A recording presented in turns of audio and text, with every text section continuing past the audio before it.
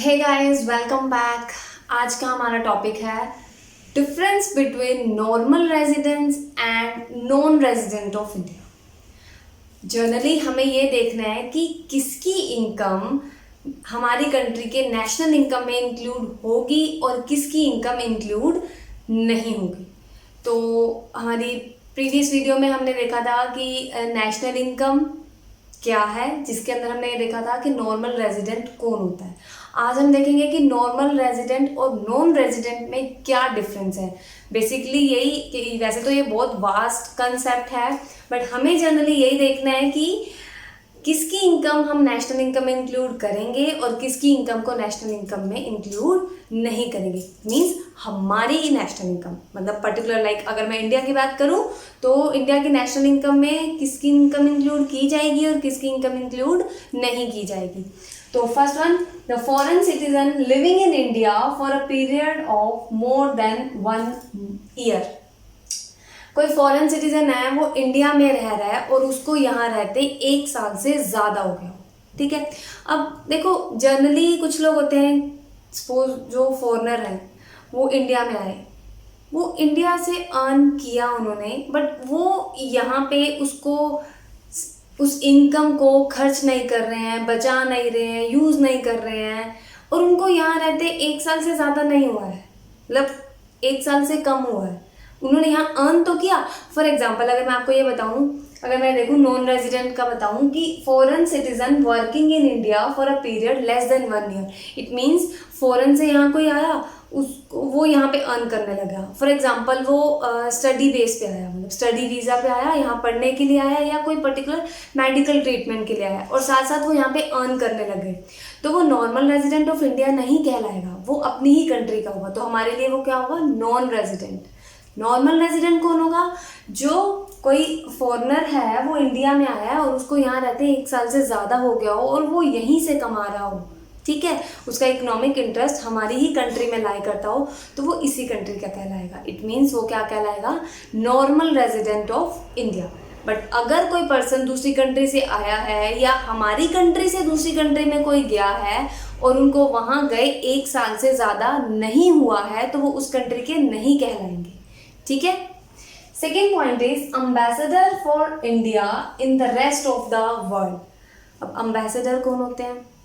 For example जो हमारी country को रिप्रेजेंट करते हैं, जैसे कि करंट अम्बेसडर कौन सा है? लाइक जो फॉरेन सर्विसेज जो दूसरी कंट्री से हमारी कंट्री में सर्विसेज आती हैं, उन सर्विसेज को कंट्रोल या उन सर्विसेज के रिलेटेड जितने भी डिसीजन होते हैं या डिसीजन हेड जो होते हैं, डिसीजन मेकर जो होते हैं, वो क्या होते हैं? अम्बेसडर। जैसे करंट जो हमारा इंडिया का अम्बेसडर है वो है तरनजीत सिंह संधू, ठीक है, जो कि यूएस में इंडिया को रिप्रेजेंट कर रहे हैं।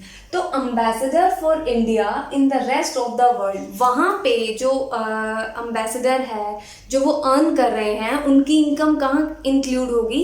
इंडिया की नेशनल इनकम में, ना कि यूएस की नेशनल इनकम में, ठीक है। Ambassador in India from the rest of the world, जैसे हमारी कंट्री का अम्बेसडर दूसरी कंट्री में है, उसी तरह से दूसरी कंट्री के अम्बेसडर हमारी कंट्री में, जो हमारी कंट्री में रह के अपनी कंट्री को रिप्रेजेंट करते हैं।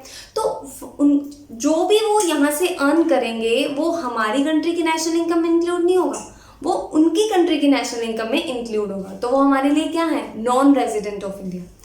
रिपीट कर रही हूँ, जो हमारे अम्बेसडर हैं दूसरी कंट्रीज के अंदर, वो जो अर्न करेंगे वो हमारी कंट्री की नेशनल इनकम में इंक्लूड होगा, बट जो हमारी कंट्री के अंदर अम्बेसडर हैं दूसरी कंट्री के, वो जो यहाँ से कमाएंगे वो उनकी कंट्री की नेशनल इनकम में इंक्लूड होगा, ना कि हमारी कंट्री की, ठीक है। And the third is local people working in IMF in India. IMF international monetary fund, जो कि वाशिंगटन DC में है। हमें इतना डिटेल में नहीं जाना है, हमें सिर्फ ये देखना है कि IMF, वर्ल्ड बैंक, ये इंटरनेशनल ऑर्गेनाइजेशन है। इनके अंदर जितने भी local people in the sense like मैं इंडिया की लोकल पीपल हूँ, लोकल पर्सन हूँ, जिसके मैं इंक्लूड होती हूँ। तो अगर मैं IMF में काम कर रही हूँ जो कि इंडिया में लोकेट है, ठीक है, या वर्ल्ड बैंक में काम करती हूँ जो इंडिया में लोकेटेड है अगर, तो वहाँ पे जो भी इनकम अर्न करेंगे लोकल पीपल, मतलब जो इंडियंस होंगे, वो जो इनकम अर्न करेंगे वो इंडिया की नेशनल इनकम में इंक्लूड की जाएगी। ठीक है, foreigner working as a director of IMF located in India, generally जो इनके डायरेक्टर होते हैं IMF के, वो जनरली बाहर के ही होते हैं। ठीक है, तो foreigner working as a director of IMF, अगर IMF इंडिया में लोकेट कर रहा है बट जो उसका डायरेक्टर है वो फॉरनर है, तो वो जो यहाँ से इनकम अर्न करेगा वो अपनी कंट्री में इंक्लूड करेगा, तो वो क्या हुआ, नॉन रेजिडेंट। तो उसकी जो इनकम है वो फॉरनर, चाहे वो IMF जो है इंडिया में लोकेट कर रहा है बट वहाँ से आई इनकम जो फॉरनर की होगी, अगर उसका जो डायरेक्टर है वो फॉरनर है, अगर वो जो इनकम अर्न कर रहा है तो वो इनकम कहाँ इंक्लूड होगी, उसकी कंट्री की नेशनल इनकम में। ठीक है, हमारी कंट्री की नेशनल इनकम में नहीं इंक्लूड होगी। हमारी कंट्री की नेशनल इनकम में कौन सी इनकम इंक्लूड होगी, जो IMF जो इंडिया में लोकेट है उसके अंदर जो लोकल पीपल काम कर रहे हैं, जो इंडियन एम्प्लॉयज हैं, उनकी इनकम जो होगी वो नेशनल इनकम में इंक्लूड होगी। ठीक है, and the last is Indian working in foreign embassies in India. Indian, हमारी कंट्री के अंदर जो है वो फॉरेन एम्बेसी, फॉरेन कंट्री में इंडियन एम्बेसी, मतलब जैसे दूसरी कंट्री की एम्बेसीज इंडिया में हैं वैसे ही हमारी एम्बेसीज दूसरी कंट्री में। ठीक है, मान लो पाकिस्तान में हमारी जो एम्बेसी है वहाँ पे जो इंडियंस काम कर रहे हैं अगर, ठीक है, तो वो इनकम हमारी है। बट यहाँ पे हम क्या पॉइंट करें, Indian working in foreign embassy in India, India के अंदर जो है फॉरेन की एम्बेसी है।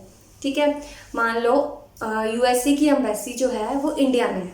ठीक है, वहाँ पे जो काम करेंगे वो यहीं के पर्सन होंगे, मीन्स इंडिया के होंगे, इंडियन पीपल होंगे। तो जो वो इंडियन पीपल या लोकल पर्सन की जो इनकम होगी वो कहाँ इंक्लूड की जाएगी, नेशनल इनकम के अंदर। किसकी नेशनल इनकम के अंदर, इंडिया के नेशनल इनकम के अंदर। उसी तरह से foreigners working in Indian embassies in Canada and Japan, Canada या जापान के अंदर अगर इंडियन एम्बेसी है तो वहाँ पे जो पर्सन काम कर रहे होंगे मोस्ट प्रोबेबली वहीं के लोकल पर्सन होंगे, मीन्स कनाडा और जापान के ही होंगे। वो जो इनकम अर्न करेंगे वो कनाडा और जापान की नेशनल इनकम में ही इंक्लूड होगी, चाहे वो एम्बेसी हमारी है, इंडिया की है, बट उसके अंदर जो भी पर्सन काम करेंगे वो मोस्ट प्रोबेबली, मैं ये नहीं कह रही कि यहाँ का कोई पर्सन वहाँ जाके काम नहीं कर सकता है, बट मोस्ट प्रोबेबली हम क्या देखते हैं कि वहाँ पे अगर कोई इंडियन एम्बेसी है तो वहाँ पे क्या होगा, वहाँ के लोकल पर्सन अगर काम कर रहे हैं तो वो जो इनकम अर्न करेंगे वो किसकी होगी, वहीं की। अगर वो कनाडा में आए तो कनाडा की नेशनल इनकम में इंक्लूड होगी, अगर जापान में आए तो जापान की नेशनल इनकम में इंक्लूड होगी। ठीक है, तो वो क्या कहलाएंगे, नॉन रेजिडेंट। तो ये था difference between normal resident and non resident. It means किसकी इनकम हमारी नेशनल इनकम में इंक्लूड होगी और किसकी इनकम हमारी नेशनल इनकम में इंक्लूड नहीं होगी। ठीक है, थैंक यू फॉर वॉचिंग। अगर आपको वीडियो पसंद आया then don't forget to like, subscribe and share. Thank you so much.